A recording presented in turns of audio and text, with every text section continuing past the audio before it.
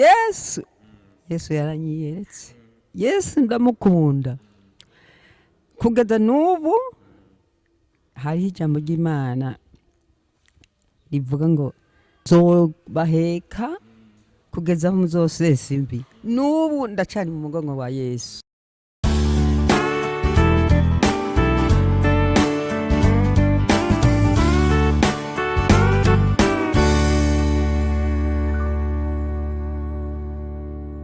Bakunzi bacu ba MEIRRA Tv turabaramukije canke mwiriwe bivanye naho muherereye hose. Murabona ko dufise umucitsi mw'iki kiganiro Yesu n'inyishu yatugendeye. Agira adushingira intahe atubwire Yesu ivyo yamukoreye. Murabona ko ageze mu zabukuru afise vyinshi Yesu yamukoreye, ariko reka tumuhe mikrofone yidondora acaca ku mayange atubwire bimwe mu vyo Yesu yakoze bituma ashima Imana. Nyoko turaguhaye kaze utwidondore ucubwira bariko baradukurikirana ivy'Imana yagukoreye, kumbure nabo byo bafasha. Yego Imana ihabwa icubahiro. Nitwa Constance Nyandwi. Hanyuma jewe nkiri mutoyi n'ukuri narakunda Imana gose. Ndayikunze ikagendana nanje. Mugabo nari umunyagatolika. Hanyuma rero mbaye umunyagatolika kugeza aho narahura n'abampanura ati ukwiye kwihana. Nije sinoje mu gatolika, sinoje mu maporoti. Hanyuma nkaguma ngaho gusa, ariko sinaraguza. Naratukana. Ariko nkatukana ndi umukiristo. Ariko ubu naho maze kwihana nkaja mu gakiza, naciye mbona ibisumbirije byinshi. Mbonye ibisumbirije byinshi, naciye mbatizwa muri mpwemu yera. Njambona ikintu kirengeye gose. Imana ihabwa icubahiro. Nari narazimiye. None Yesu naramubonye mbona kubona. Nayibonye nkiri umwigeme kugeza n'ubu ndayishingira intahe. Niyindongora ibingoye ndafukama nkayihamagara nkaza mbonera binyeretse. Tukavugana imbona nkubona Yesu Yesu yaranyiyeretse. Yesu ndamukunda.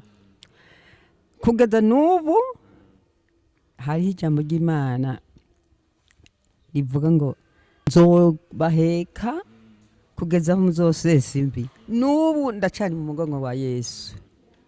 Ego Imana ihabwa icubahiro. Ego Yesu ahabwa icubahiro ku vyo yabakoreye. Mutubwiye ko mwabonye Imana kuva mukiri mu buto. None rero turabona mugeze mu zabukuru kandi Yesu ngo aracari kumwe namwe. Tugusabe ubwire abakiri bato mu gakiza canke abatarihana kugira ngo nabo ubabwire ijambo ryotuma bizera Yesu nabo ko ari we azobarongora, kandi ko ari we arongora umuntu akamushitsa no mu zabukuru. Ni igitangaza kuba munganuko niyo myaka mugeze ko mukiri muri Yesu. Tanga impanuro. Impanuro. Je ico nipfuza nohera mw'ishengero.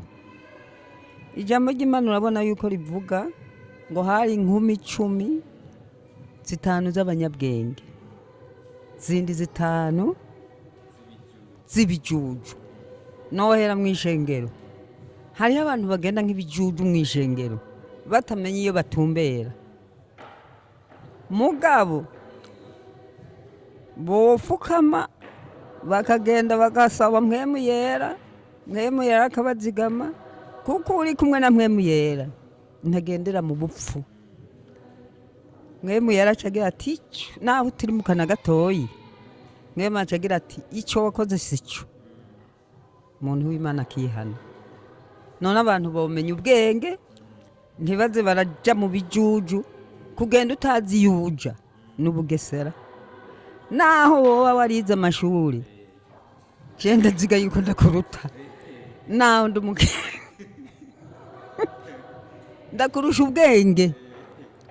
naho tutaje tuzorusha ubwenge abantu bize batazi Yesu, tuzobarusha nitwe tufise abanyabwenge. Imana ihabwa icubahiro. Ndabashingira intahe yuko bose bomenya ubwenge ntibagende mu bujuju. Ashengero ntizogenda ryose mu ijuru. Harimwo abagenda nk'abanyabwenge, harimwo abagenda kuraguza. Nuko ndashingira intahe, sindaje imbere y'umupfumu, nta n'umunsi warimwe, ariko twigenda twiyagira n'Imana. Ico mugabo ico nsaba inje imbere yanje ngaha, ntawe ubasha kubwiwe ngo ntagwe atari mpwemu yera. Sinovuga sinashitse mu ijuru, ariko mfise ubwoba bwo kugenda icaha, ndagifise ubwoba. Imana ihabwa icubahiro. Ndashingira intahe Yesu. Murakoze cyane ku ntahe nziza mutanze ku bariko baradukurikirana nyokuru. Hama turabasabiye iherezo ryiza, turabona ko mugeze mu zabukuru, ariko Yesu ko yabazigamye azabahe no kurangiza neza. Yesu abahezagire.